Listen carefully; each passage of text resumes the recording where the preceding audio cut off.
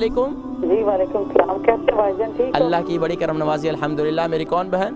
जी मैं ब्लैक बन से बात कर रही हूँ। मैंने पूछना था, मुझे मैदे की ज्यादा तकलीफ है। डॉक्टर ने अल्सर बोला था, अंदर सोज भी है और थोड़ा रेड उन्होंने बोला था ऐसे। तो मैं अमोप्राज़ोल खाती हूँ, कोई फर्क नहीं है। आपने जो मेथी दाना बोला है वो मैंने 2 दिन से शुरू किया है। क्या तो महसूस कर रही हैं? हर रोज खाना है या पानी के साथ या दूध के साथ? अच्छा, मैदे में आपकी तकलीफ क्या है? आप कोई चीज़ भी खाती हैं तो आपको मैदे में तकलीफ, दर्द शुरू हो जाता है? दर्द बढ़ जाता है और ऐसा लगता है सूजा हुआ है पेट, और पीछे जो सामने पीछे जगह है ना, हाथ से ज्यादा उधर दर्द है, बहुत ज्यादा, और नीचे बैक में भी जाता है बिल्कुल। अच्छा, कब्ज़ की शिकायत तो नहीं है? जी, कब्ज़ की शिकायत तो नहीं है? किसकी?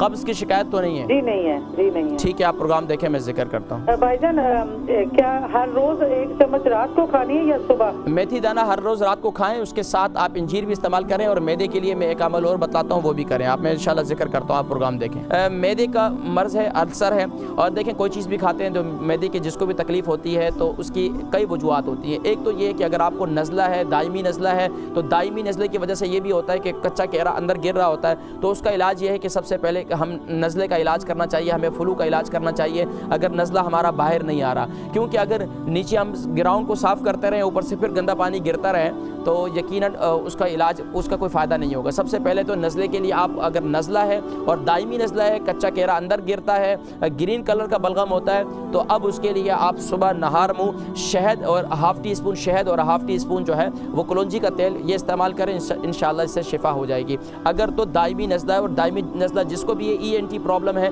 ये अमल करें, सुबह नहार मुँह ये अमल कर लिया करें, तो इंशाल्लाह ENT की जितनी प्रॉब्लम है, नाक कान गला, ये इंशाल्लाह आपके बेहतरीन इंशाल्लाह ठीक हो जाएगा।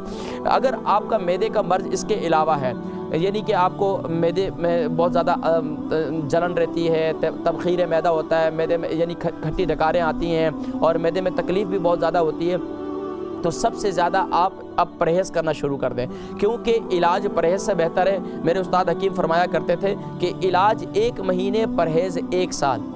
इलाज 1 महीने, परहेज़ 1 साल। तो मैदे के मरीज़ मिर्च मसालों से परहेज़ करें, गरम खाने से परहेज़ करें। जिनका मैदा ठीक है उनसे भी कहूँगा, क्योंकि अगर आपका मैदा ख़राब हो गया तो यकीन जाने कि सारा निज़ाम ख़राब हो जाएगा। तो इसलिए मिर्च मसालों से परहेज़ करें, और लाल मिर्ची तो ये जहर है मैदे के लिए, कोशिश करें इससे जितना मुमकिन हो इज्तनाब करें।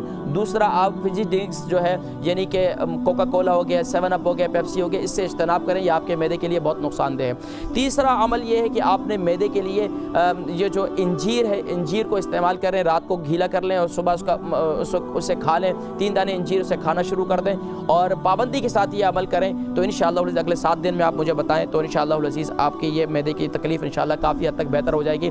और अल्सर जो है, अल्सर इंशाअल्लाह आहिस्ता आहिस्ता, वो मैदे का ज़ख़म होता है, वो आहिस्ता आहिस्ता मुंतमिल होना शुरू हो जाएगा। लेकिन कोशिश ये करें कि ग़िज़ा जितनी है, नवाला जितना भी है आप खाती हैं या खाते हैं, तो उसे चबा चबा कर खाएँ। साबुत डालेंगे तो मैदे पर फिर वो बोझ बनेगा। और फिर तीसरा काम ये करें कि मछली, अंडा और चिकन, इससे परहेज़ कर लें। जो अपने मैदे को दुरुस्त करना चाहते हैं तो वो चिकन से हत्तल इम्कान परहेज़ करें। चिकन, ब्रायलर चिकन जो है आपकी सेहत के लिए बहुत नुकसानदेह है।